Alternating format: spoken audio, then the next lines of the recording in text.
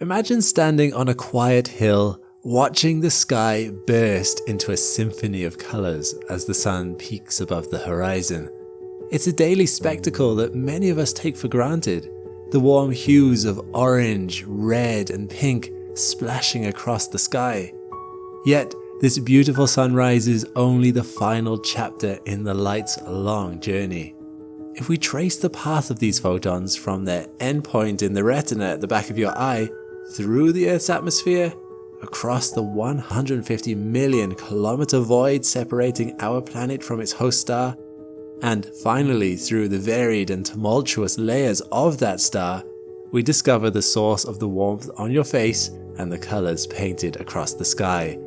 The sun's core, a nuclear engine that has been raging for 4.5 billion years. Born in a cosmic nursery from the remnants of ancient stars, the glowing sphere of searing plasma that dominates our sky is the product of complex forces that have played out over millennia. But how much do we really know about such a pivotal part of our lives? What are the processes that govern its colossal power? What are its most awe-inspiring features?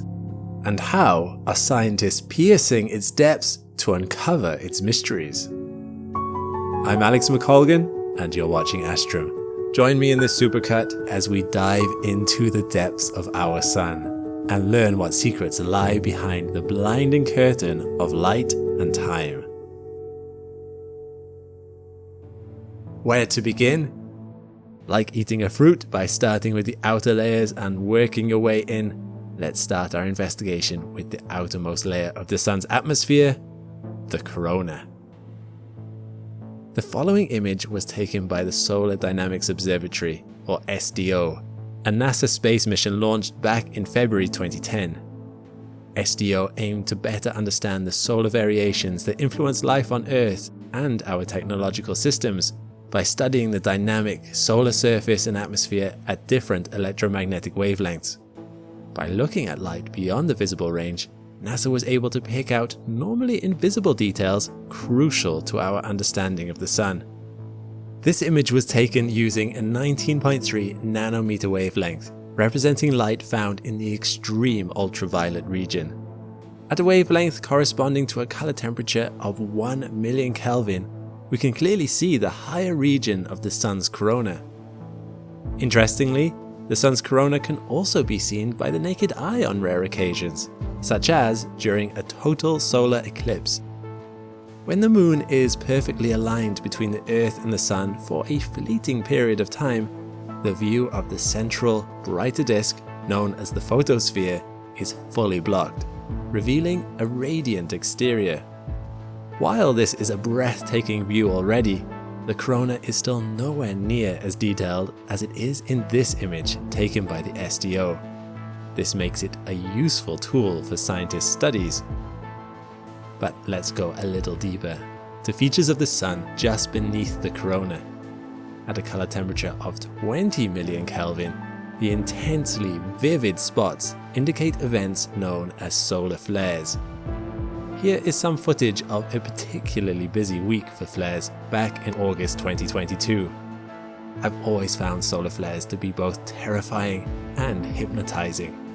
They are colossal explosions where the sun spews out an immense amount of electromagnetic radiation. They are caused when magnetic fields cross, distort, and reorganize themselves rapidly.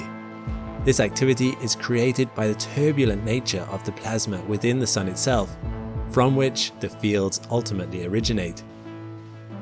Solar flares and coronal mass ejections both are highly energetic events, on the scale of millions of nuclear weapons in a single instant. The magnetic reconnection events that cause them can send vast amounts of radiation, in the case of solar flares, and matter into and away from the sun. In the case of coronal mass ejections, millions of tons of charged material flies out from the sun at hundreds or even thousands of kilometers per second. But they are not the only feature of the sun's atmosphere venting radiation. Coronal holes, indicated here by this darker region on the sun, are another fascinating feature which we'll take a closer look at using extreme ultraviolet light.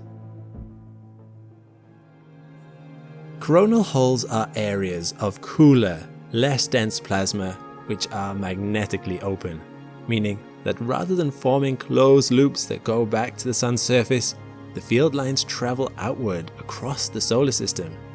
These areas allow solar wind particles to escape more easily into space. When these solar winds are directed towards and collide with Earth's magnetosphere, beautiful auroral lights dance across the night sky at the Earth's polar regions. Using ultraviolet light gives us a much better view of these fascinating features of the sun's outer layers. Non-visible spectrum light is an incredible tool, and there are so many different features in the sun's outer layers to look at. There are solar filaments, known as solar prominences, the large loops of plasma that rise from the sun's surface.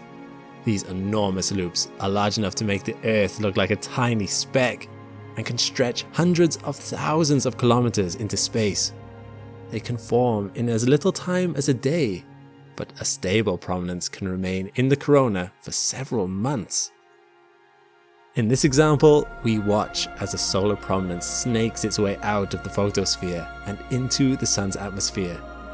Although this video is sped up so the minutes seem like seconds, when you consider the size of the prominence, it becomes clear how swiftly the sun's intense magnetic fields are causing this material to move. One fact you might not know about the sun's atmosphere is that it sometimes rains there. Not all of the charged plasma fired into the sun's corona continues out across the solar system. Some remains in the corona, getting trapped and cooled until it falls back to the sun's surface as a shining rain. This coronal rain is beautiful to look at, but is best observed from a distance. It's still millions of degrees in temperature. Of course, falling gently back to the sun's surface is only the fate of some of the sun's plasma. This is where the comparison to Earth fails. After all, on Earth, the clouds do not crack like a released elastic band firing into space. On the sun, thanks to tightly wound magnetic fields, they do. This is a time-lapse of a coronal mass ejection. Watch as the structure forms at the bottom left of the sun for some time, before eventually snapping and sending billions of tons of plasma out across the solar system. Even with the Earth's magnetic field, being hit by a powerful one of these could be devastating for our satellites and electrical grids. All these structures are imaged by the SDO here, utilizing a 30 nanometer wavelength of light, which corresponds to the extreme ultraviolet portion of the electromagnetic spectrum. Timing is important when trying to image these features, as they are more common in certain years than in others. In fact, each structure is dependent on the solar activity of the sun, alternating around an 11-year solar cycle. We'll talk more about that later. But there's more to learn. Just as using visible and ultraviolet light shows us different things when looking at the same feature, using two different wavelengths of non-visible light can also be eye-opening. To demonstrate this, take a look at these two images of the sun's corona. Taken over the same time period, the following two images use different wavelengths of light. The first, imaged at a color temperature of 600,000 Kelvin, depicts the quiet corona and features coronal loops. The second, imaged at a color temperature of 2 million Kelvin, displays the much hotter active regions of the corona. The stark comparison between the two images highlights the importance of using different approaches when investigating the star. What may initially appear to be a singular solar phenomenon can be revealed as a complex, intertwined chain of events, and we still haven't technically made it through the sun's atmosphere yet. Moving further inwards, let's look at another image produced by the SDO utilizing a 160 nanometer wavelength of light, this time of the transition region. The transition region is a layer which sits between the sun's corona and the chromosphere, the lowest layer of the sun's atmosphere. It's a very shallow layer. approximately 100 kilometers in thickness.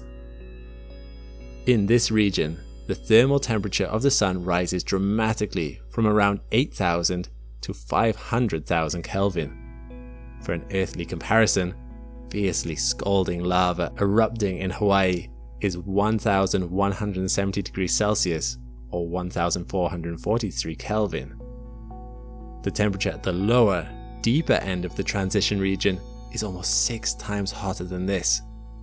At the upper end of the transition region, the temperature is more than 346 times hotter.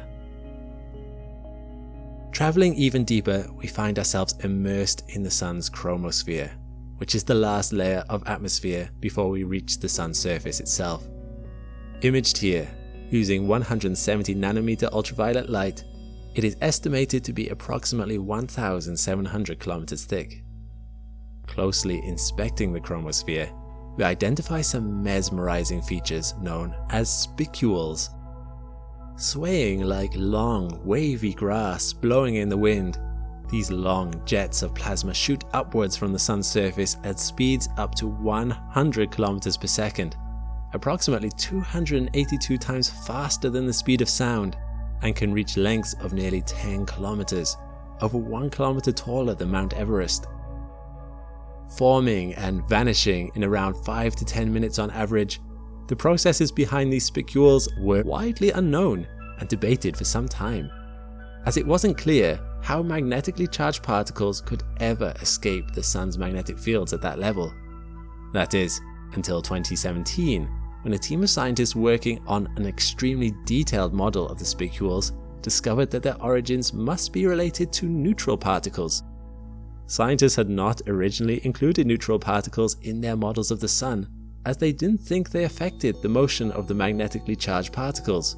But once they were added, it transpired that the neutral particles gave the magnetically charged particles unexpected buoyancy they needed to escape the Sun's plasma and shoot up into spicules. Descending further through the Sun's lower atmosphere, we eventually reach the photosphere, the surface of the Sun itself, which is best imaged using visible light. While the edge of the photosphere appears sharp and precise, as it often does to our naked eye, this is simply due to how far away the Sun is. The Sun itself is not solid at all. Since it is too hot for matter to exist in a solid, liquid, or gas state in any region of the Sun, it can only be plasma, referred to as the fourth state of matter, and is estimated to make up 99.9% of all the matter in the universe. Plasmas tend to behave a lot like gases, except they are made up of a mixture of ionized atoms and free electrons. The photosphere is the outermost layer in this image, around 400 kilometers thick. It is not a fixed, solid boundary of the Sun, unlike what this image may suggest. And sadly, it is the deepest layer of the star which scientists can measure directly. At a closer look, you may notice some dark spots on the left-hand side. These are known as sunspots and appear darker than other parts of the photosphere due to their cooler temperatures. But that's only in comparison to their scorching hot surroundings. Unlike coronal holes, sunspots form in areas where magnetic fields are particularly powerful. Here, heat becomes trapped beneath the photosphere due to decreased convection within these areas. When comparing this image of the Sun to a previous one taken using extreme ultraviolet light over the same period, a connection between sunspots and solar flares emerges. The captivating solar flares and sunspots coincide at the same location. From peering beneath the surface, it becomes clear that one must lead to the other. Sunspots can be anywhere between 15 kilometers in size to 160,000 kilometers, multiple times the size of the Earth. Now let's take a closer look at some similar sunspots. This image was taken using the Swedish Solar Telescope, based here on Earth, and using a wavelength of visible light of approximately 400 nanometers. Next to and surrounding the sunspots, the photosphere is saturated with these jagged-edged, endlessly shape-shifting cells, which doesn't look dissimilar to lava as it cools and cracks. However, these cells are around 1,000 kilometers wide and are known as solar granules. Consider them from the top layer of a churning convection cell underneath. Brighter areas inside each granule represent fluid of unimaginable temperatures rising from within the sun's upper interior layer to its surface. Upon reaching this boundary, the fluid has nowhere to go except to spread outwards and across. After cooling gradually, the fluid sinks back inwards via the rough, dark boundaries surrounding each cell before repeating the cycle. This process closely resembles the convection currents within the Earth's mantle, responsible for driving plate tectonics. This process is no joke. While on average it is estimated that each granule lasts for as little as 20 minutes, the flow within the cells reaches supersonic speeds of more than 7 kilometers per second, generating waves on the sun's surface due to sonic booms, but we'll get to how loud the sun is later. Fascinatingly, these granules can also be seen in the full disk view we saw earlier, utilizing the same wavelength of visible light. You may think this image looks quite grainy for such a high-tech space probe, and you're right, it does. But that graininess is the granules on the photosphere of the sun, not a processing effect or excess noise in the image. Sadly, our journey ends here, as scientists have not yet figured out how to image deeper into the sun, using either visible or non-visible light. Much of what lies beyond this layer remains shrouded in mystery, but we can see the benefits of using light of all different spectrums in our study of the sun. The sun is abuzz with lively activity, and so much of it would be invisible to us were it not for these imaging techniques. There is much we don't know past this point about the sun, but sometimes the key to understanding something is the context of where it came from. How exactly did our sun's glowing brilliance begin? To understand how the sun formed, we must go back to before our solar system even existed, about 4.6 billion years ago. At that time, in a relatively quiet region of the Milky Way galaxy, a massive cloud of gas and dust, known as a giant molecular cloud, drifted silently through space. This was no ordinary cloud. It was immense, possibly spanning hundreds of light years across, with a mass equivalent to millions of suns. Within this cloud lay the scattered remnants of ancient stars that had long since exhausted their nuclear fuel and exploded as supernovae, casting their enriched contents into the cosmos. This stellar debris included a mix of elements such as hydrogen and helium, the building blocks of stars, along with heavier elements like carbon, oxygen, nitrogen, and iron. The presence of these elements made this molecular cloud fertile ground for forming new stars and planetary systems. However, such a massive cloud requires a trigger to initiate the cascading collapse that results in stellar birth. Scientists believe that this trigger could have been a shockwave from a nearby supernova explosion that compressed parts of the cloud, causing it to fragment and collapse into regions of higher density. This collapse marked the beginning of the pre-solar nebula, the dense region within the molecular cloud that would eventually give birth to our solar system. Some scientists have even proposed a name for this hypothetical exploding star, Coatlicue. Named after the Aztec goddess of earth and fertility, Coatlicue symbolizes the death and rebirth cycle, where in this case, the death of one star can seed the formation of new ones. As the gravitational collapse of the giant molecular cloud progressed, it did not result in a single massive object, but rather fragmented into multiple dense clumps. This fragmentation occurs due to a phenomenon known as Jeans instability, named after the British physicist Sir James Jeans. The Jeans length is a critical distance within a cloud at which the forces of gravity are balanced with the natural internal gas pressure that keeps the cloud propped up. When a defined section of the cloud exceeds the Jeans length, it will collapse in on itself. Different regions within the molecular cloud exceed this gene's length at different times due to variations in density and temperature. As these regions become gravitationally unstable, they collapse independently to form multiple protostellar cores, as opposed to one single massive body. The protostellar core was the earliest phase in our Sun's life that was recognizably star-like, crunching itself into a tighter and tighter sphere by the ever-clenching fist of its own gravity. The core is surrounded by infalling gas and dust. As more material accumulates, the core becomes denser and hotter, setting the stage for the next phase of star formation, the protostar. Once a protostellar core becomes sufficiently dense and hot, it evolves into a protostar. The central region has heated up to the point that it begins to emit light and heat from the energy released by gravitational contraction. But its core has yet to reach the temperatures required to ignite nuclear fusion in the core. As the protostar continues to accumulate material and grow in mass, the pressure and temperature in its core increase dramatically. Our Sun developed through this embryonic state of contraction and heating for millions of years, before eventually building up its core temperature to about 10 million degrees Celsius, at which point hydrogen nuclei began to fuse into helium. And with that, the Sun was born. At this stage, the innate angular momentum of the surrounding material that shrouds the infant star generates rotation.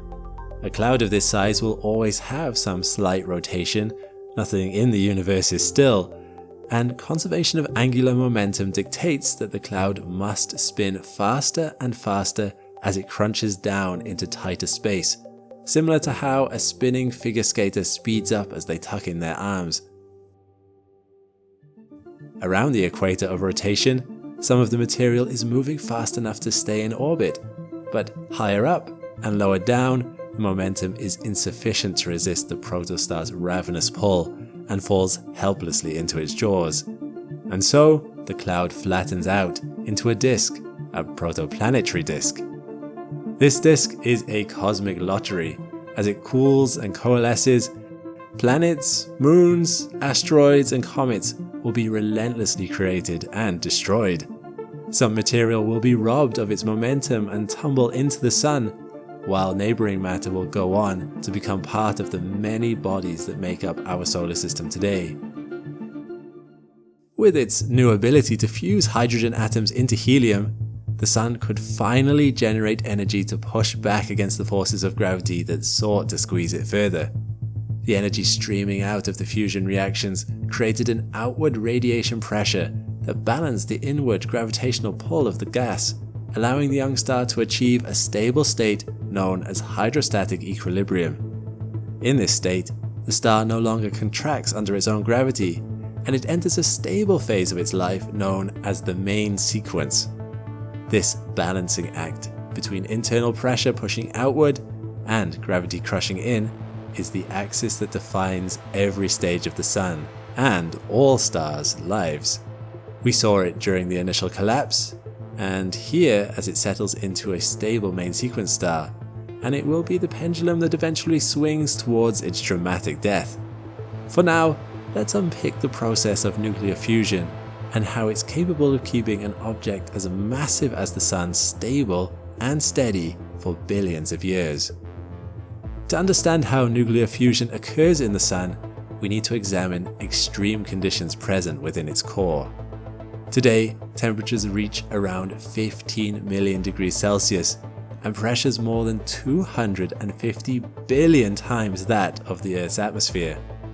In this blazing cauldron, hydrogen atoms are stripped of their electrons, forming a plasma composed of free protons and electrons. Under such intense conditions, these protons, normally repelled by their shared positive electric charges, are forced into extremely close proximity. The force that usually keeps them apart is the Coulomb force, an electrostatic repulsion between positively charged particles.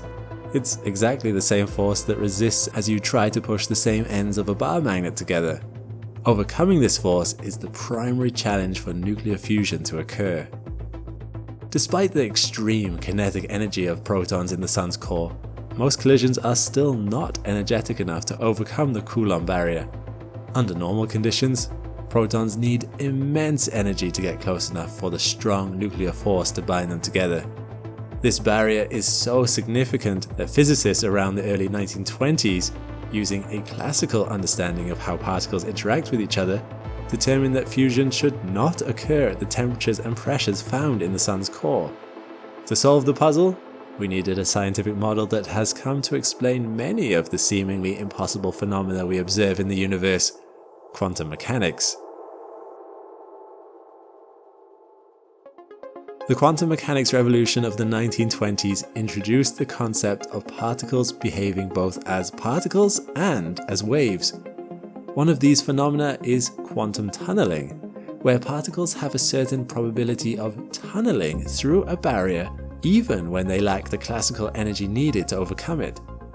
In the Sun's core, quantum tunneling allows a small fraction of protons to effectively bypass the Coulomb barrier without having to climb over it in the classical sense. Even though these protons do not have enough kinetic energy to overcome the electrostatic repulsion directly, quantum mechanics gives them a chance to appear on the other side of the barrier. To visualize this process, consider a diagram of the Coulomb barrier. In the diagram, you will see a high energy barrier representing the repulsive electrostatic force between two protons at varying distances. The energy needed to climb over this barrier is represented as a peak. The calculations of a classical physicist would require the Sun to have temperatures high in the billions of degrees Celsius, thousands and thousands of times higher than the Sun's core, to hurdle this barrier. But quantum mechanics allows for the probability wave of a proton to tunnel through this barrier, appearing on the other side without ever going over the peak. This tunneling effect is what enables fusion to occur in stars like the Sun, despite the seemingly insurmountable Coulomb barrier. Once a proton has tunneled through the Coulomb barrier, it gets close enough to another proton for the strong nuclear force to take over.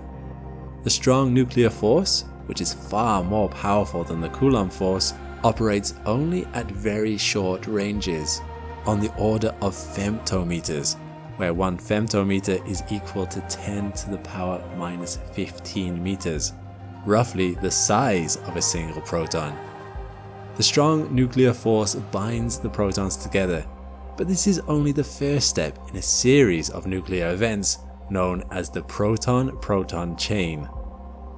The proton-proton chain reaction is the dominant fusion pathway in the Sun and other stars of similar size, accounting for roughly 99% of the Sun's energy production.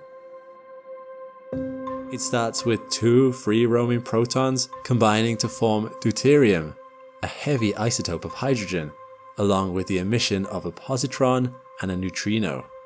This step is rare but essential, as it allows the fusion process to continue. The deuterium then rapidly fuses with another proton to form helium-3, releasing a high-energy photon, a gamma ray. In the final step, 2 helium-free nuclei collide and fuse to form helium-4, releasing 2 protons and a significant amount of energy in the form of radiation. While the proton-proton chain is the dominant fusion process in the Sun, there is another pathway at play, particularly in stars hotter and more massive than our Sun.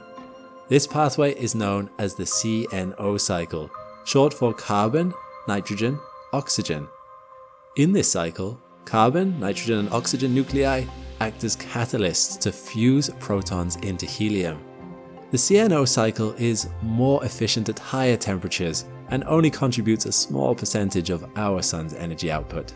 The energy produced in these fusion reactions comes from a small amount of mass being converted into energy, as described by Einstein's famous equation E equals mc squared. In the fusion process, the mass of the resulting helium-4 nucleus is slightly less than the combined mass of the original 4 protons. This missing mass is not lost, but rather converted into energy that radiates outward from the Sun. Every second, the Sun converts about 4.3 million tons of its mass into energy. That's right, the sun is losing mass all the time. To put this into perspective, this is the equivalent of the mass of about 3 million cars being turned into pure energy every second. This is the energy that ultimately powers the sun and provides the light and heat that reaches Earth.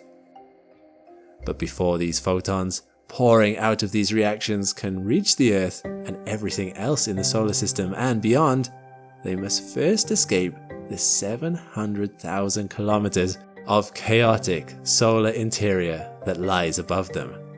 To truly grasp the complexity of the sun and its stratified layers, let's follow a single photon, a particle of light, from its creation within a proton-proton reaction all the way to the surface. This journey is anything but straightforward. In fact, it will take thousands, if not hundreds of thousands of years for this photon to complete its journey, passing through several distinct layers of the sun, each with their own unique properties and behaviors. As we've already found out, our photon's journey starts in the core, a region that spans about 25% of the sun's radius, but holds nearly half of its total mass. And, as we've also heard, the core is incredibly dense. At around 160 grams per cubic centimeter, it's over 20 times denser than iron. To put that into perspective, if your phone was made of material that dense, it would weigh as much as a heavy-duty sledgehammer. For our photon, this means that the environment is so tightly packed with particles, it cannot travel far before being absorbed by a neighboring particle.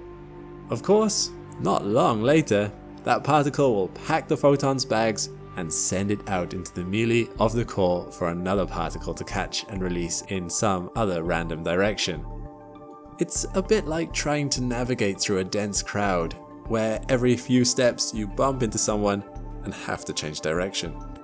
This constant interaction of absorption and re-emission is what gives the core its chaotic nature, resulting in a journey for a photon that is more of a random walk than a direct path outward.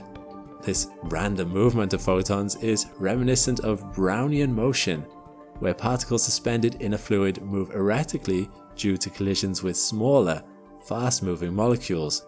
And there is no preference for the direction that a photon could fly back out of a particle that had just absorbed it. In theory, a photon could make it all the way to the surface of the sun before random chance directs it back towards the core.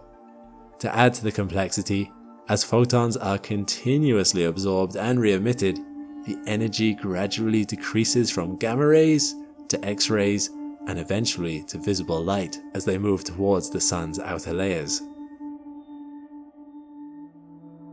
Understanding the processes occurring within the sun's core has been a challenging endeavor for astronomers. The core is completely obscured by the outer layers of the sun, meaning we cannot directly observe it through any form of light. Instead, scientists have developed ingenious methods to infer the dynamics of the roaring inferno below. One of the key techniques is the study of helioseismology, the observation of waves rippling across the sun's surface. Just like seismologists study earthquakes to understand Earth's interior, helioseismologists measure the vibrations of the sun's surface caused by sound waves that travel through its interior. These sound waves are influenced by the temperature, density, and composition of the sun's layers, allowing scientists to construct models of what is happening deep within. Solar neutrinos, elusive subatomic particles that I've talked about in a previous video, are also released during the fusion reactions in the sun's core. Neutrinos interact so weakly with matter that they can travel straight out of the sun in just 2 seconds, hardly aware of the tangle their photon counterparts are caught up in. For decades, solar neutrino detectors on Earth measured fewer neutrinos than predicted by theoretical models, leading to what was known as the solar neutrino problem. It wasn't until scientists discovered that neutrinos change their properties, or flavors, on their journey to Earth that the mystery was resolved, confirming both our understanding of particle physics and the nuclear processes in the sun's core. Next, the photon enters the radiative zone, which extends from the edge of the core to about 70% of the sun's radius. Here, temperatures gradually drop from 15 million degrees to around 2 million degrees Celsius. The density of matter also drops, going from around the density of gold in the zone's depths to less than water near the top. The dominant energy transportation method is still this frenetic process of photons skittering through the layer, carrying their energy on average towards the surface. And as the density of the plasma continues to decrease as we move outward, our photon has slightly more wiggle room, capable of bigger leaps between interactions. But even here, outside of the core, the sun's material is still so opaque that even a few centimeters could block out as much light as hundreds of meters of water. We are able to envision such precise models of the sun's interior because of models like the Standard Solar Model, or SSM. It is a mathematical framework based on the principles of hydrostatic equilibrium, energy conservation, and radiative transfer. Essentially using our understanding of how materials and fluids behave here in our laboratories on Earth to infer the properties of a place out of our reach.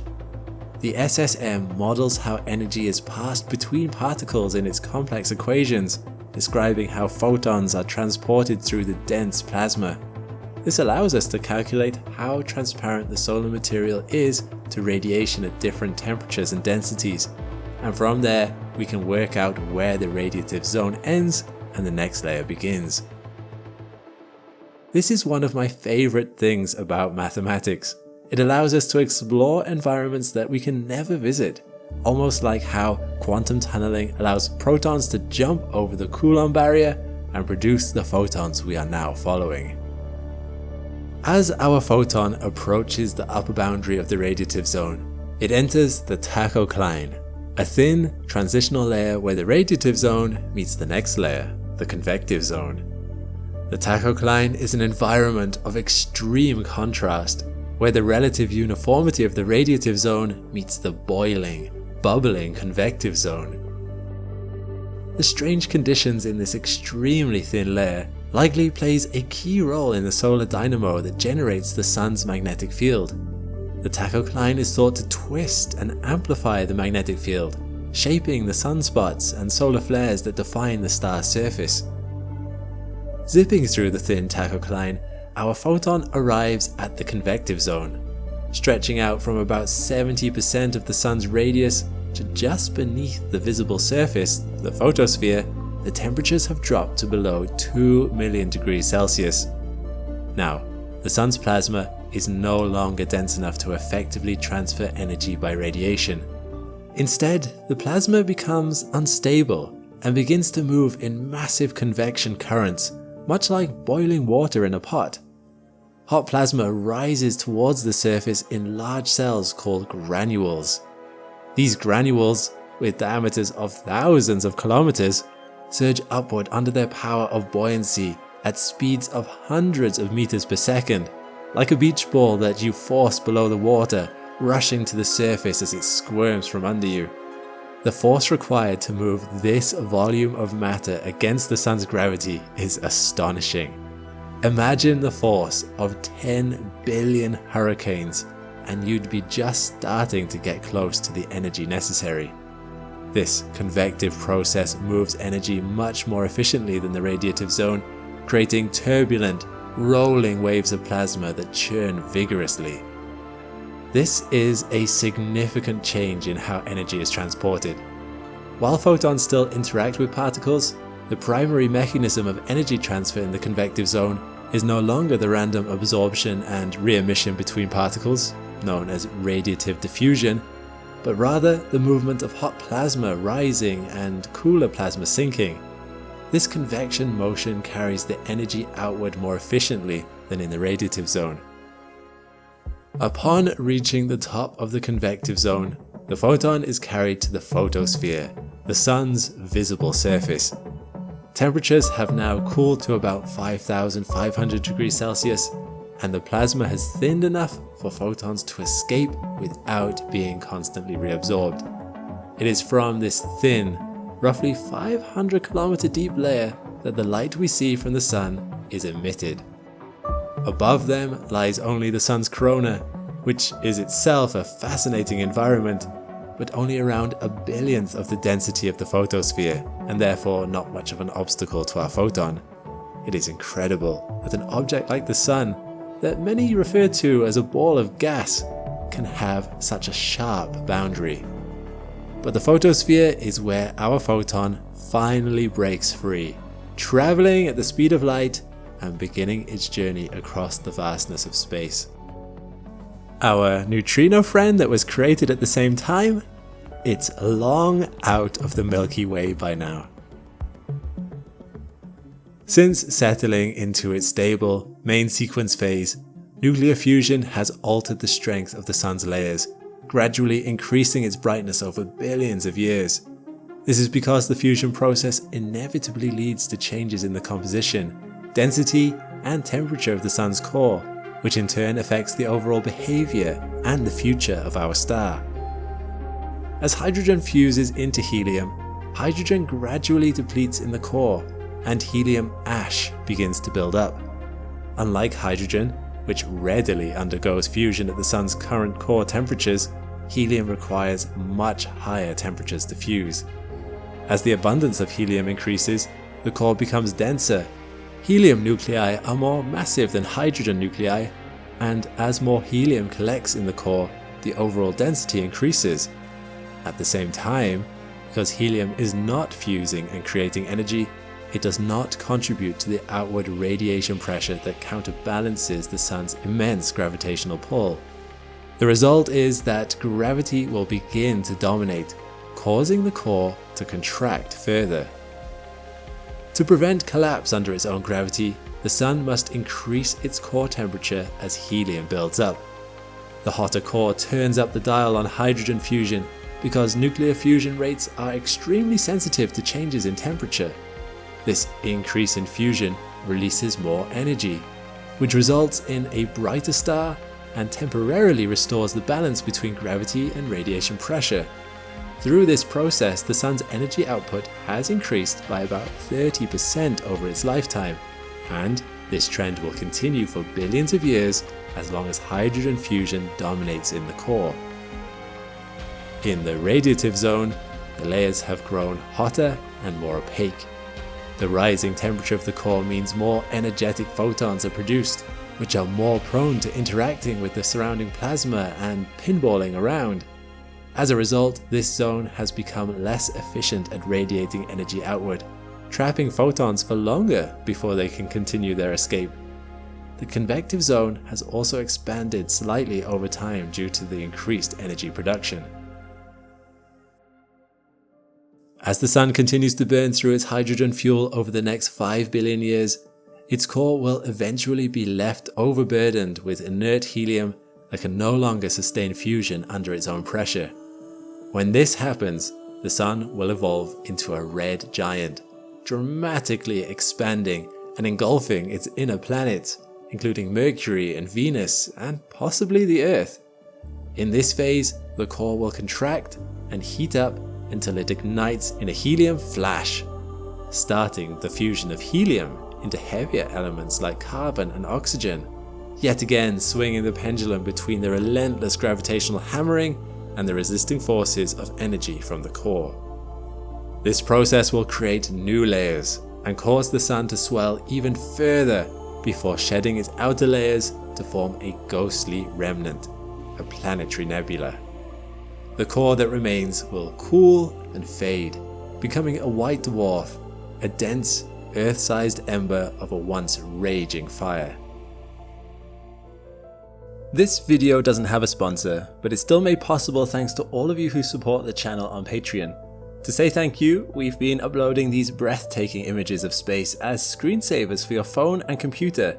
There's the Milky Way, Venus, and now for today's video, the Sun. You can get the screensavers when you join on Patreon, or you can buy a physical print from our Displate store. Not only do you get these beautiful posters, but you'll also be supporting our channel. Links are down below, and a big thank you from the entire Astrum team. Much of what goes on within the sun is undetectable to us, but its influence on our lives is no less subtle. And yet, its touch on our lives is pervasive, shockingly so. If I were to tell you that the cycles of the sun could affect your entire life, you might think that I was suddenly taking a turn away from astronomy and into astrology. While there are many people in the world who believe that you can learn things about your future by studying the position of stars and planets, it's not a position I tend to take on this channel. I'm more interested in the beauty of space and the mechanisms that explain why it is the way it is. But sometimes there is a grain of truth behind even the most surprising of stories. So allow me to put on my prophesying hat. While I'm no writer of horoscopes, I will predict that based on the current state of the sun, this year in 2025, you might be more likely to experience bad health, less reliable technology, see warmer weather with fewer clouds, and possibly could be influenced in other surprising ways. How do I know? Because it turns out the sun, that giant ball of fire in our sky, is not just the place we get our energy from. Science is starting to show that its 11-year cycles might just be the metronome measuring out how life on our planet tick, tick, ticks. How is that possible? Allow me to explain. It's no surprise that the sun is influential to life on Earth. After all, in many respects, it is life's origin. Life on Earth needs energy to function, and the sun frequently provides that energy. Light for plants, plants for herbivores, herbivores for carnivores, all the way up the food chain. It's hard to find anything on Earth that could live without our sun. But beyond the gift of that life-sustaining energy, it's easy to think of the sun as fairly static. We see it rise and fall in the sky, but we rarely notice it undergoing any sort of change. This, however, is an illusion. The sun changes all the time. We've already covered much of this.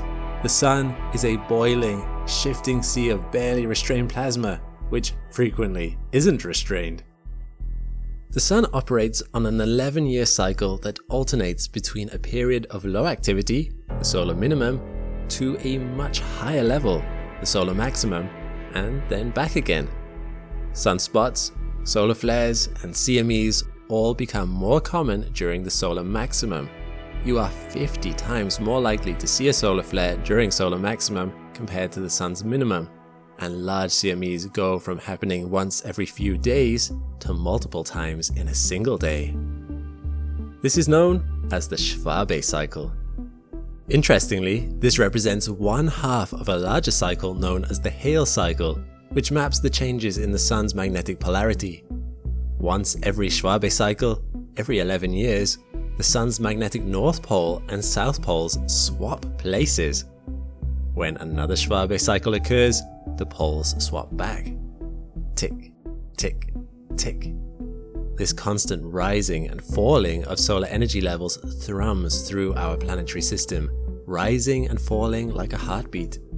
And surprisingly, even though we can't see it, we here on Earth move to its rhythm. We don't really understand why the sun goes through this cycle.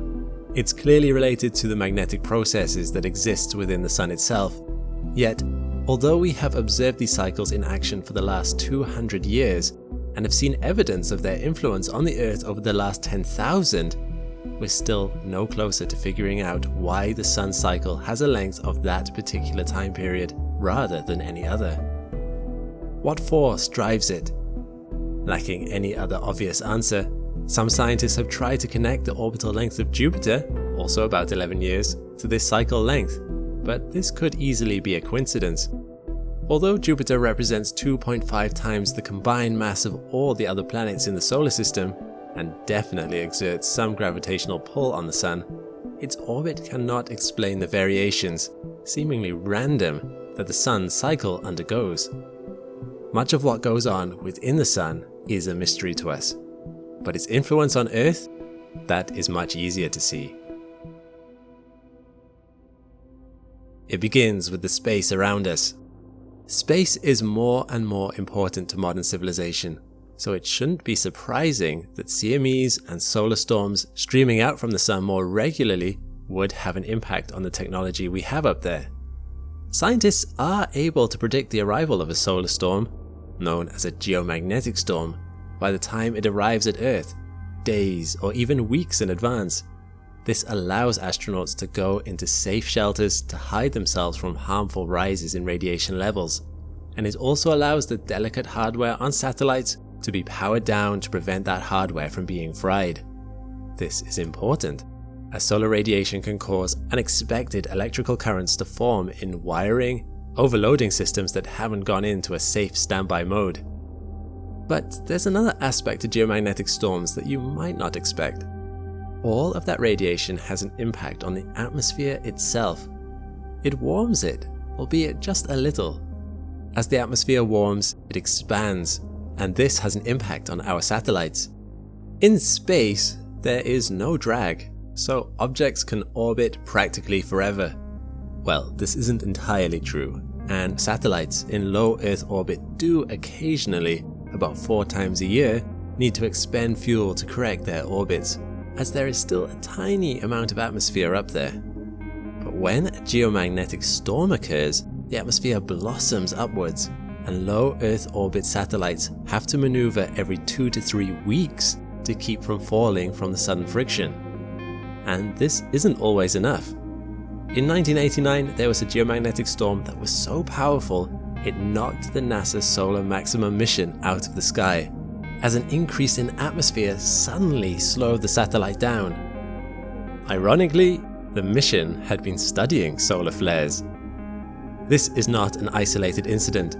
NORAD, the Northern American Aerospace Defense Command, has to relocate hundreds of satellites after each geomagnetic storm, as they have been knocked out of their old orbits. Radiation can also influence our ionosphere, filling it with charged plasma. This can have a slight lensing effect on your GPS systems, reducing their accuracy from within a meter to over 10 meters. The next time you look on Google Maps and it thinks you might be a street across from where you are, a geomagnetic storm might be to blame. Our power grids brace themselves every 11 years for the uptick in these current-inducing events to keep themselves from being overloaded. Amateur radio enthusiasts and airline pilots actually enjoy this phenomenon. They take advantage of these strengthened atmospheric conditions by bouncing signals off them like stones skipping across a lake, significantly increasing their distance on high-frequency radio frequencies. Still, for everyone who isn't into ham radio, as I predicted in my horoscope, this all adds up to some less reliable technology. The fact that the next solar maximum is already underway makes me quite confident in my prophesying. There are some bright sides to this. As space weather becomes more turbulent, parts of the world such as Canada see a rise in the number of auroras dancing hypnotically across the sky. Aurora chasers report rises in sightings from a few times a year to as many as twice a month during the most energetic parts of the sun's 11-year cycle. So much for the sun's influence on space and our technology. You might think that that's the end of it. The sun cycle might influence machinery, but it's not going to make much difference on anything alive, right? If you think that, you'd be wrong. It's not for nothing that the rest of my horoscope mentioned poorer health. There's growing evidence that the sun cycles can even influence ecosystems and species themselves, including humans. Some of this is incidental. When the Schwabe cycle is at the solar minimum, the sun exerts less pressure through its solar winds, which means, ironically, that we get less protection from our heliosphere from cosmic radiation. This form of radiation is highly energetic, but fortunately rarely makes it through our atmosphere for that very reason, as it's likely to be absorbed or deflected by a passing air molecule. But reaching the atmosphere is all that's needed to produce an effect. There is a theory, although still far from certain, that this extra radiation could be creating nucleation sites in the atmosphere that seed extra clouds, influencing our weather. Even if that's not occurring, during solar maximum, the space weather hitting our atmosphere can raise global temperatures slightly. As my horoscope predicted, a warming of the weather. Not by much, it should be said, less than half a degree, and the temperature always eventually returns to where it started, but it's enough that it's noticeable to species paying attention to temperature, for instance to decide when to start the mating season. Studies of birds have shown that on warmer years they tend to lay eggs earlier. Curiously, a study published in 2009 by researchers in the Netherlands went as far as to show that the laying times of blue tits were also affected by the number of sunspots occurring, which even the researchers found hard to explain. It's not like birds can look at the sun to see how many sunspots there are. Nevertheless, a link seems to exist, according to the 5 nesting groups that were looked at. This isn't something that affects just blue tits, or even species like homing pigeons that are sensitive to magnetic fluctuations, who fly different routes depending on what time in the 11-year cycle it is. I'm talking about the last unmentioned point in my horoscope, bad health. There are numerous studies on how solar cycles might influence us. In 2011, a study spanning 2 decades of nearly 1/3 of women in Holland discovered a peak in 6 cervical pathologies that took place just after solar maximum, when the sun's radiation was hitting hardest. The study also checked 1 man during the same period, which admittedly is a much smaller number of candidates. Still, it was interesting to note that the man experienced slight elevations in oral temperature, pulse rate, blood pressure, and respiration rate that took place soon after solar maximum too. It's not just physical. There's even an influence on the rate of mental disorders. A study in 2006 looked at 237,000 clients in the main Medicaid database collected between 1995 and 2004. They found that, of all those clients, those born during higher energy chaotic cycles experienced an increased rate in mental disorders. If this is the case, then the cycle of the sun at the moment of your birth might just have influenced the course of your life. It's not quite star signs, but astrology might just be onto something, at least with one specific star. Ultimately, the science on this is still ongoing, and it should be stressed that any health impacts caused by these cycles are extremely minor. As one researcher put it took hundreds of thousands of patients to even notice that there was a health impact. The sun cycle should not prevent you from living your life. We're currently heading towards a solar maximum, predicted to arrive in 2025. But for those who are worried, living through or being born in a solar maximum isn't all bad. The same study suggested that this radiation might lead to a rise in creativity and adaptability.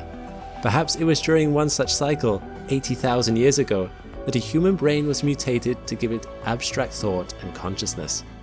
If so, if they gave us the means to perceive the universe, we have much to thank solar maximums for. We wouldn't be us without them. By now you might have got a sense that while there is much we have learned about the sun, far more remains a surprising mystery. For the brightest object in our sky, the sun ironically keeps us in the dark about many of the hows and whys of its workings. But scientists are attempting right now to pierce the veil, and to do so, they are bringing to bear some impressive pieces of kit. Both NASA and ESA have sent spacecrafts to study the sun in the last decade. These missions are the closest we've ever been to our star. So close, in fact, that they are able to directly interact with its atmosphere. So why are we sending these spacecrafts to the sun? What will they do there? What have they found? And what makes each of these missions special and unique? Let's begin with NASA's contribution, the Parker Solar Probe. The Parker Solar Probe was announced in 2009 and launched on the 12th of August 2018 on a Delta IV Heavy rocket. It used 7 Venus flybys over nearly 7 years to gradually shrink its orbit around the Sun. Just in the last month, on the 24th of December 2024, it achieved its closest pass yet to the Sun. So close to the Sun's surface that the probe was only about 6.16 million kilometers away, which is inside the sun's corona, or its atmosphere. Being that close would feel like 500 suns in the sky beating down at the same time, with the temperature reaching up to 1,400 degrees Celsius. The spacecraft is going 7 times closer to the sun than any spacecraft has gone before, and at these temperatures, many components that are used to make sensitive equipment for spacecraft would melt away. To protect the spacecraft and all its equipment, it is shielded by an 11 cm thick carbon composite shield, which can withstand these high temperatures. This shield also has a white reflective surface that can help minimize heat absorption. This shield will always be facing the sun, protecting the spacecraft in this harsh environment. Being far away from Earth and orbiting a very dangerous object, this spacecraft is, by necessity, as autonomous as a space mission has ever been. Because the heat shield always has to be facing the sun, for large sections of its orbit, it won't be able to point its antenna at Earth. During these times of communication blackout, it will control each of the sensors, control the formatting of data products, and archive high-resolution data until it can communicate with Earth again and transmit back what it has captured. ESA's Solar Orbiter mission began development in 2012, and after 8 years, the Solar Orbiter was launched on February 10th, 2020 on an Atlas V rocket. The Solar Orbiter also used gravity assist from Venus as well as Earth. These swing-bys put the Solar Orbiter into an initial 180-day orbit around the Sun. The spacecraft reaches its closest approach to the Sun every 6 months, at around 43 million kilometers away. This is comparatively much further away than the Parker probe's closest approaches, but just to give you an idea of the temperatures at this distance still, at 43 million kilometers from the Sun, the temperature can reach up to 500 degrees Celsius, as the sunlight will be 13 times more intense than what we feel on Earth. The Solar Orbiter is protected by a heat shield made with titanium foil layers about 40 centimeters thick, which is not as effective as the Parker probe's heat shield, but still enough to protect the spacecraft on its dangerous mission. The objectives of the Parker Solar Probe and the Solar Orbiter are similar to a great extent. Both these missions aim to find out more about our Sun's corona, its solar winds, coronal mass ejections, the structure of the Sun's magnetic field, and simply how it all fits together. The number of particles ejected by the Sun is not constant. Reconnection events in the Sun's magnetic field can release huge amounts of energy in the corona, ejecting millions of tons of charged particles into space in one big eruption. As mentioned before, this is what is known as a coronal mass ejection, or a CME. When these CMEs interact with the Earth's magnetosphere, it causes what's called a geomagnetic storm, and the biggest of these storms can be devastating. How devastating? To answer that, we'd need to look at the largest such event to ever impact the Earth, the Carrington event. From the 28th of August to the 2nd of September 1859, many sunspots appeared on the Sun in one place. On the 29th of August, southern auroras were observed as far north as Queensland, Australia, which implies a solar storm was occurring. Before midday on the 1st of September, amateur astronomers Richard Carrington, who the event was named after, and Richard Hodgson separately saw and recorded an extremely bright solar flare. Carrington and Hodgson wrote reports independently, which were both later published in scientific journals. The flare was connected to a major coronal mass ejection that traveled directly towards the Earth, taking 17.6 hours to make the 150 million kilometer journey, much faster than the speed of normal CMEs. Typically, CMEs take several days to reach Earth. It is thought that the high speed of the CME was made possible by a prior CME, perhaps the cause of the large aurora event on the 29th of August that cleared any ambient solar wind plasma for the Carrington event, like a giant slipstream. With the slipstream in place, the way was set for the biggest CME known to man. On the 1st to the 2nd of September 1859, the largest recorded geomagnetic storm occurred.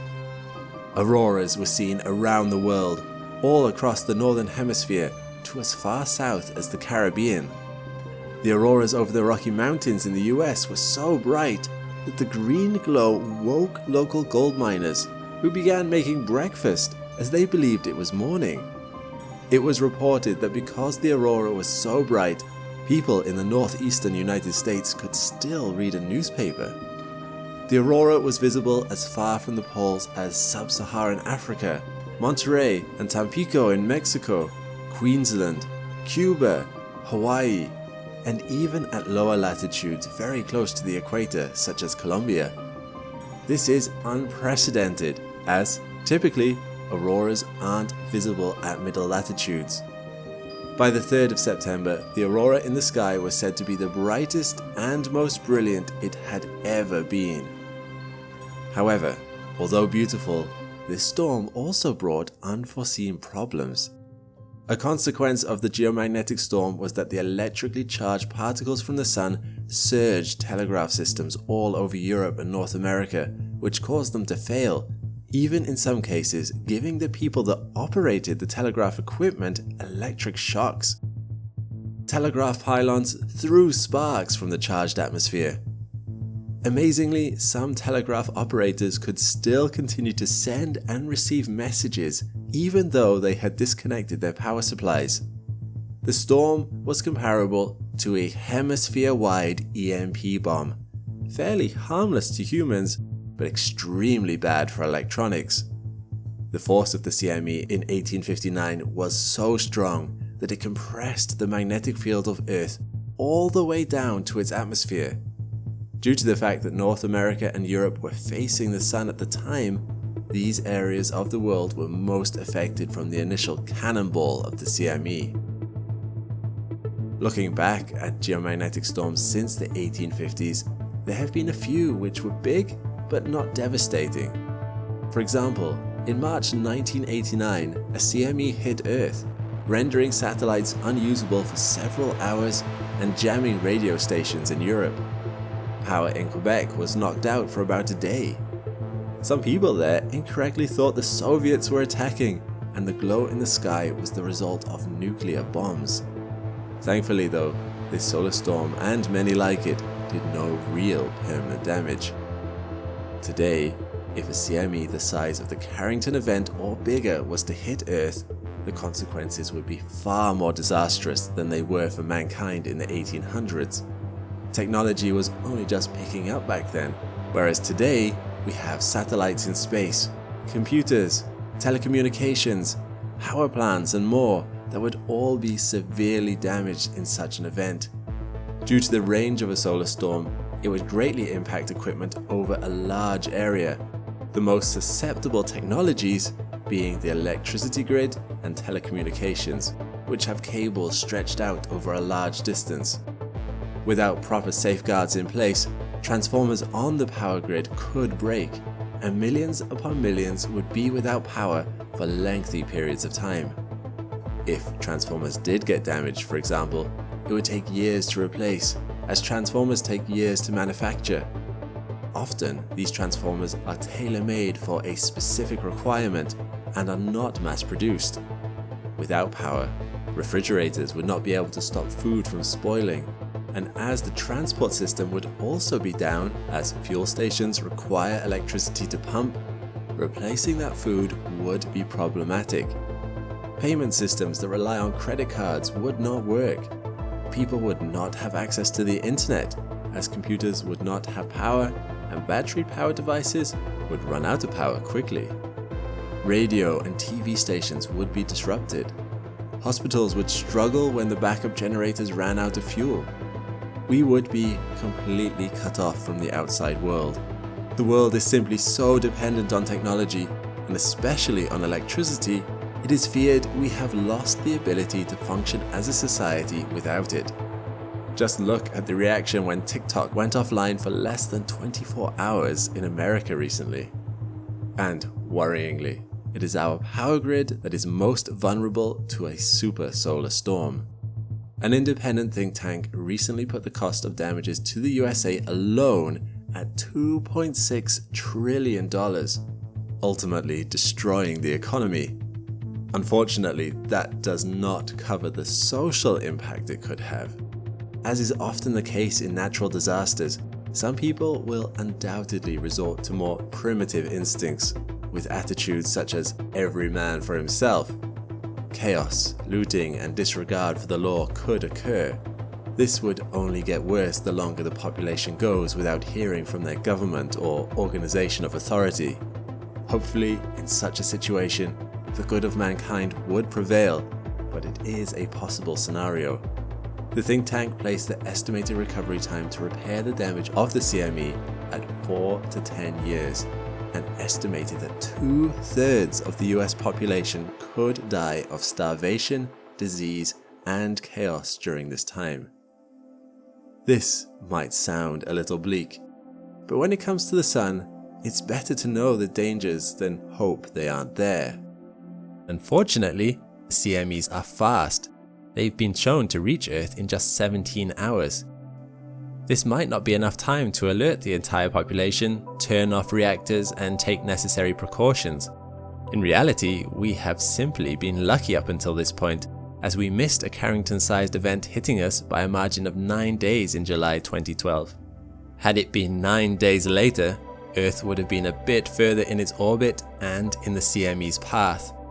This is why it's so important for us as a delicate species to understand the sun's corona so we can better predict solar storms, to give us better warning and hopefully avoid damages associated with a Carrington-sized event actually hitting us. It's just a matter of when rather than if.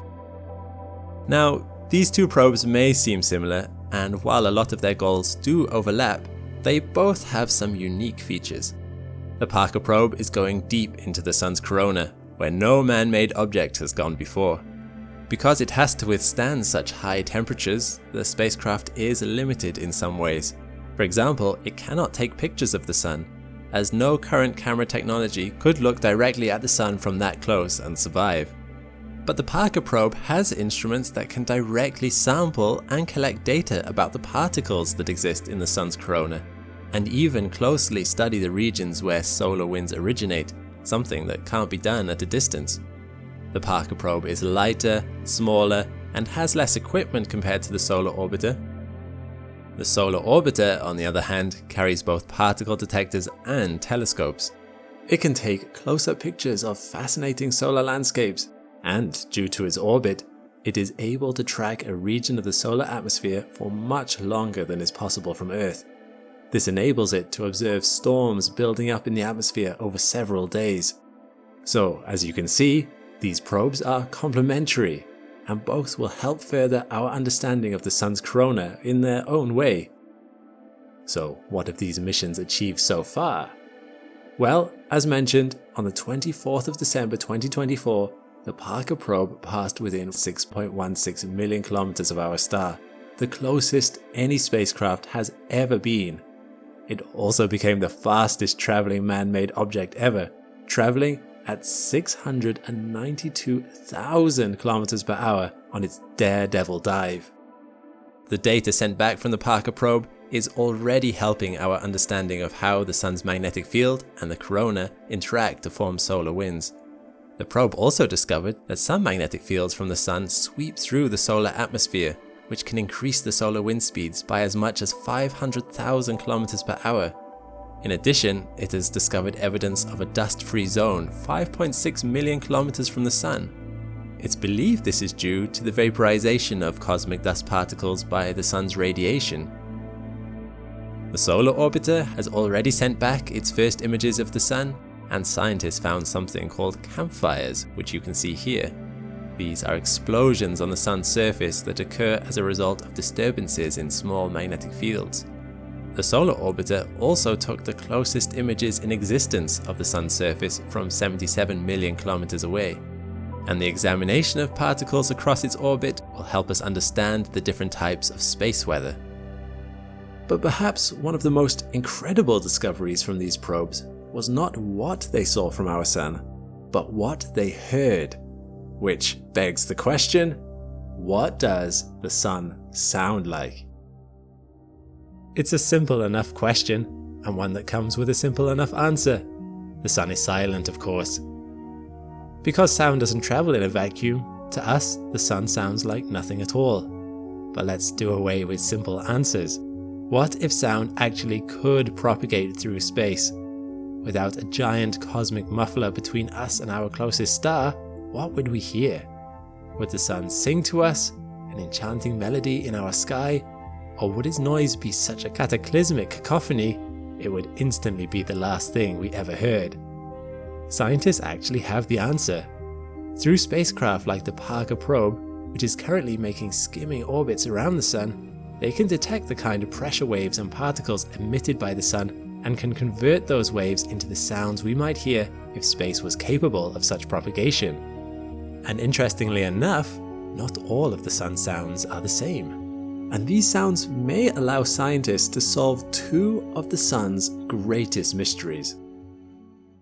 In our imaginary scenario, where space has suddenly gained the ability to propagate sound, we can now start listening to the sun all the way from Earth. Although the Earth is 152 million kilometers away from the sun on average, it's perhaps unsurprising to learn that the sun is very loud, easily audible from where we are. It would sound something like this.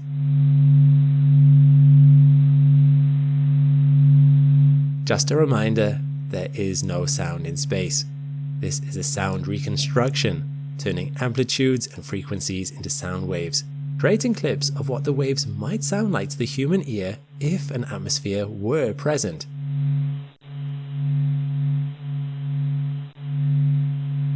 This soothing buzz has an almost electrical feel to it. It reminds me of generators, or perhaps even something vaguely radioactive, which is appropriate given that this is the sun we're talking about.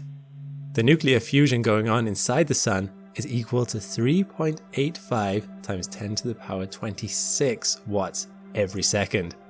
About 1 million times more than what humanity produces in an entire year. All of this power being created has an unsurprising knock-on effect on the volume of the sound the sun would produce. To get a sense of what this would be like, take the device that you're watching this on and connect it up to the speakers that they use at your next rock concert. Then play this noise at full blast. At 110 decibels, this volume level is survivable for short periods of time, but would likely end up with the entire population of the planet going deaf if they weren't wearing earplugs as it plays in our sky non-stop. In fact, we can consider it extremely fortunate that we don't actually have to deal with this. Species would have probably evolved with no ears, as hearing would be pointless. If we get closer to the surface of the sun, that sound level grows exponentially, with some experts rating it at 270 decibels. Remember, decibels are a logarithmic scale, so every 10 decibels higher it goes, you have to multiply the sound level by 10. To get a sense of how loud this would be, 270 decibels is louder than our atmosphere itself can physically convey. There is a cap on sound at 190 decibels in Earth's atmosphere, as different mediums have different volume caps, due to some complicated quirks of wave amplitude and energy levels, which we won't go into here. The volume of the sun would be 100 million times higher than this cap. The sun is loud. Which is a shame, as some of the sun's sounds can only be differentiated when we enter that ear-splitting zone. By the time the noise of the sun has reached us, many of the sun's sounds have blurred into one, meaning we miss out on some of their fascinating intricacies. To gain a better insight into the sun, we would need to get closer, entering into that blisteringly loud zone of noise. So let's ignore the volume of the sun for now, and instead let's focus on its sound patterns. If we were to enter a spacecraft and head towards the sun, we would soon begin to hear a difference in the sound's uniformity. Rather than a constant buzzing, we would hear something like this. This is the sound of the solar wind. The sun emits a constant stream of charged particles that blasts out across the solar system, and its existence represents one of the sun's greatest enigmas to date.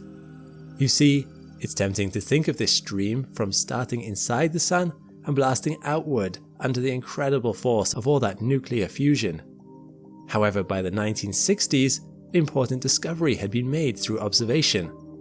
Although particles within the Sun's atmosphere, or corona, were moving around with an average speed of 145 meters per second, particles outside of the corona were traveling at 618 meters per second. This meant that particles that had enough speed to escape from the Sun's surface were drifting into space, and then something in the Sun's corona was hyper-accelerating them from subsonic to supersonic speeds, firing them off. What kind of process or mechanism is doing this remains a mystery to this day. The corona contains a second enigma too. It is far too hot. Although you might expect the center of the Sun to be the warmest part of it, and the temperature to gradually go down the further from the center you go, this stops being true once you enter the corona. The surface of the Sun has an average temperature of 5,500 degrees Celsius, but within a few kilometers, the corona suddenly sees the temperature jump to as high as 2 million degrees Celsius. Something in the Sun's corona is flicking solar wind into space, and something is making things very hot. Scientists do not know why this is happening either, although it is thought to have something to do with magnetic fields. It's here that we would meet the third sound of our tour of the Sun. As our spaceship would draw closer and we passed over the boundary between the corona and empty space, something known in science as the Alphen surface, we would begin to hear the following.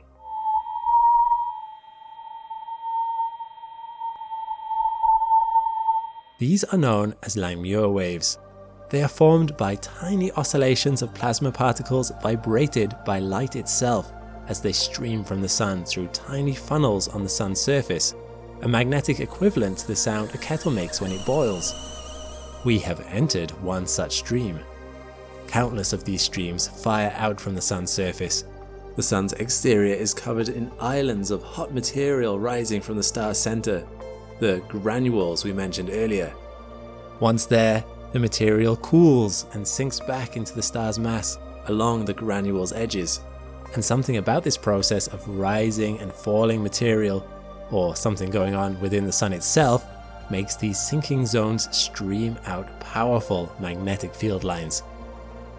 Plasma is scooped up by the magnetic force and is sent streaming into space, the starting point of the solar wind.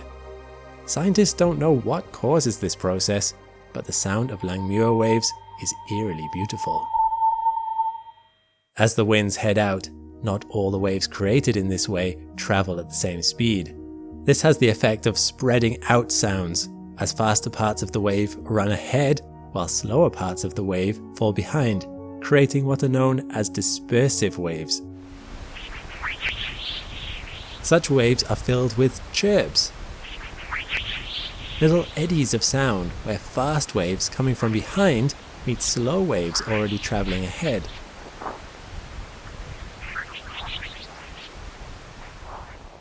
Eventually, this evens out into the hum we heard at the beginning.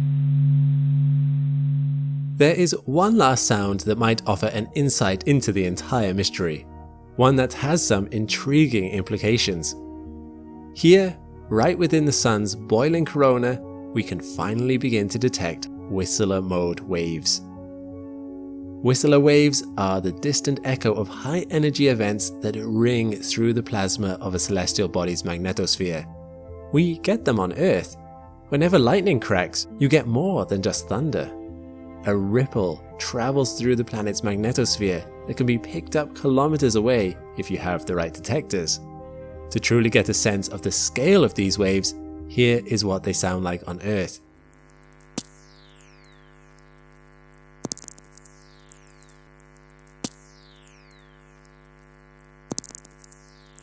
Just a few small little cracks and whistles, nothing too special. Now, here's what they sound like on the Sun.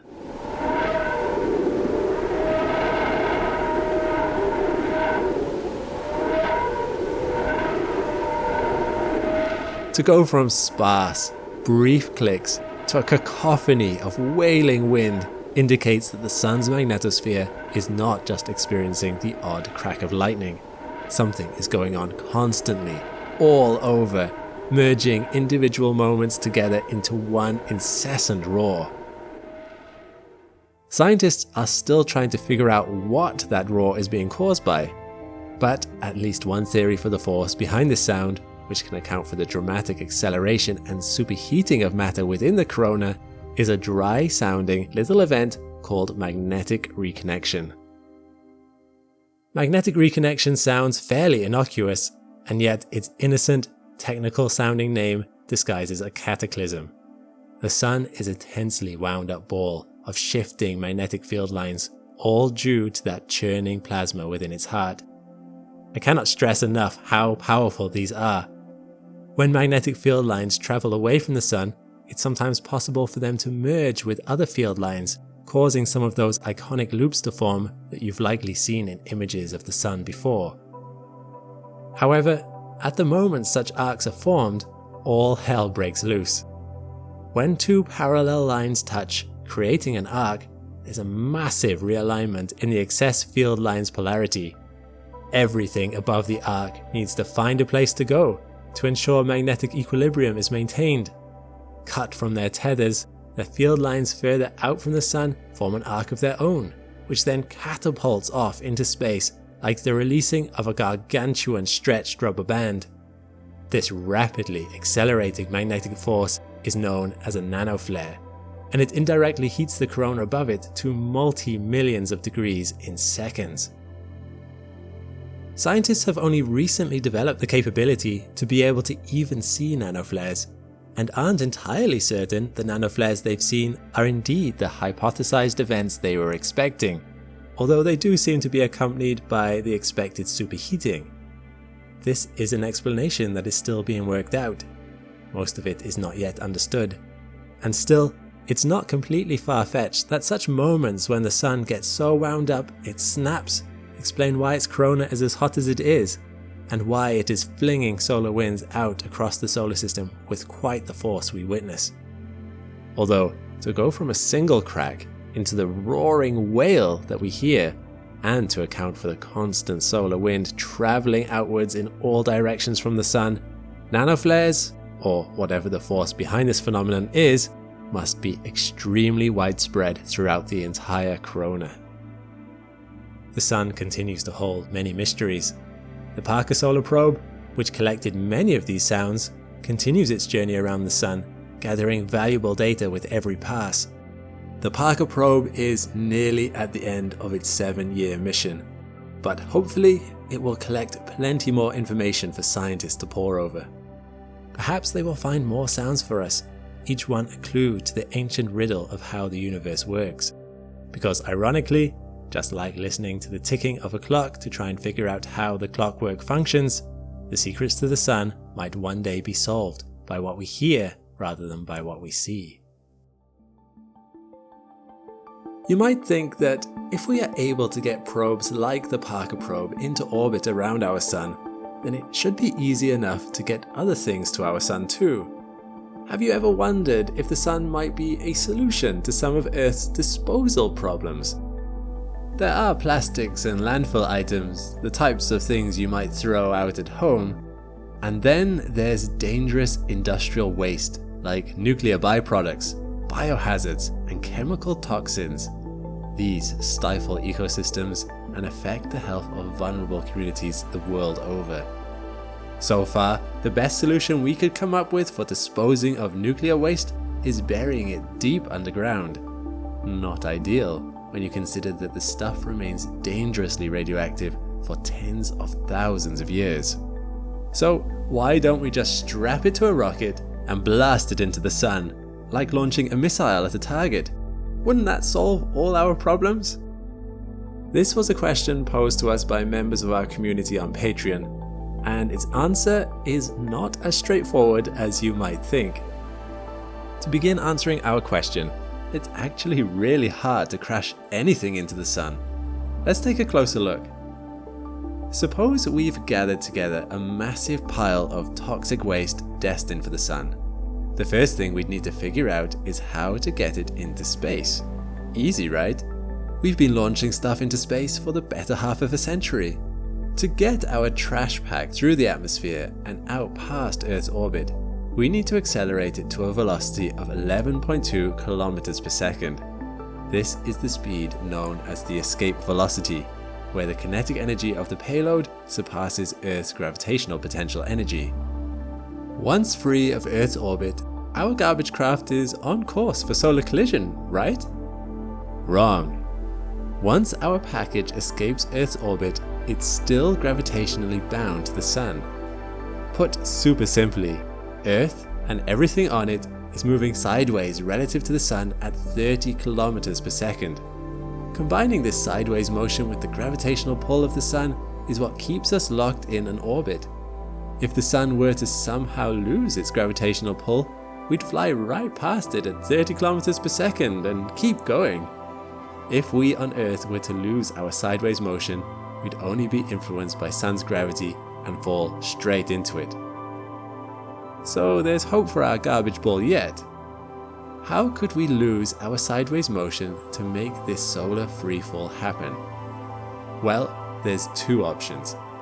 The first option is to bring up enough fuel to brake in space.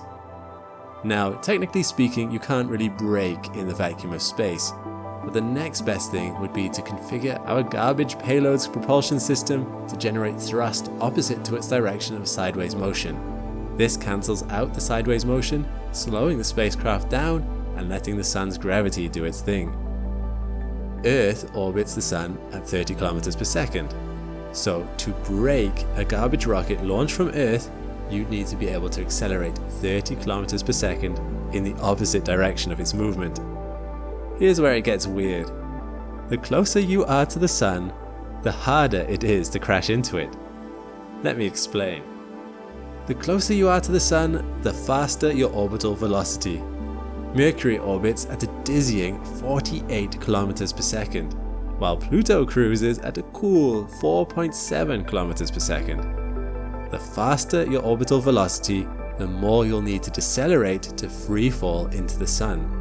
That's why it is actually much more fuel efficient to fly to the outer solar system, decelerate, and free fall into the Sun from there.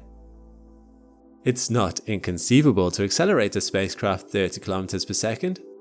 As mentioned, NASA's Parker Solar Probe accelerated well beyond that, making it the fastest man-made spacecraft ever. But this brings us back to the problem of fuel. To make this brake and fall method work, you'd first have to launch your garbage payload into orbit with Earth, then launch the fuel for the journey into orbit. Once both pieces are orbiting Earth, you can fuel up your payload and accelerate it past Earth's orbit into orbit around the Sun. Then you'd have to use the remaining fuel to decelerate so that it free falls into the Sun. Why not launch both the payload and fuel at the same time, I hear you ask? Well, the problem is, it's simply too much fuel. For context, the Saturn V rocket that took man to the moon needed 2 million liters of fuel just to leave Earth's orbit at 11.2 kilometers per second. A mission like this would require orders of magnitude more fuel. No modern rocket technology would even come close to being able to carry the amount needed for a journey like this. Okay, so scenario 1 is out. What other options have we got? Another way to decelerate in space is with a gravity assist. Usually when we talk about gravity assists, we are thinking of the kind that slingshot the Voyager probes into the outer solar system. However, gravity assists aren't only used to speed probes up, they can also slow them down. If you were to approach a planet from behind, fly in front of it, and exit behind the planet like this, your spacecraft loses energy while the planet gains energy. The Messenger and Bepi-Colombo probes have both successfully used this gravitational assist technique to lose velocity and enter orbit around Mercury.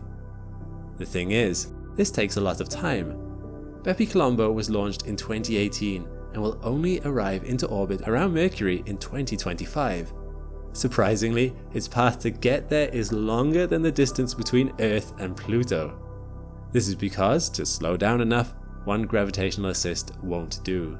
In fact, Bepi Colombo needs 9 different gravity assists to slow down enough to orbit Mercury.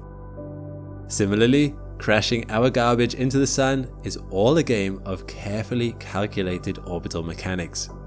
If we don't slow down enough, we'll be stuck in the Sun's orbit. If we slow down too abruptly, we might get caught in another orbit we don't want to be in. Okay, you might be thinking, but Alex, this is all feasible.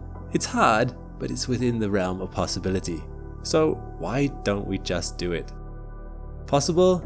Yes. Worth the time, effort, risk, and technical challenges?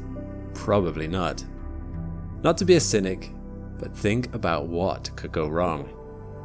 First of all, we're proposing packing a bunch of nuclear waste, biohazards, and plastic onto a rocket and launching it from Earth. A launch failure or explosion could be disastrous, to say the least. Even the world's most successful rocket, the Soyuz, has a 2 to 3% failure rate. I don't know about you, but when nuclear waste is at play, I don't like those odds.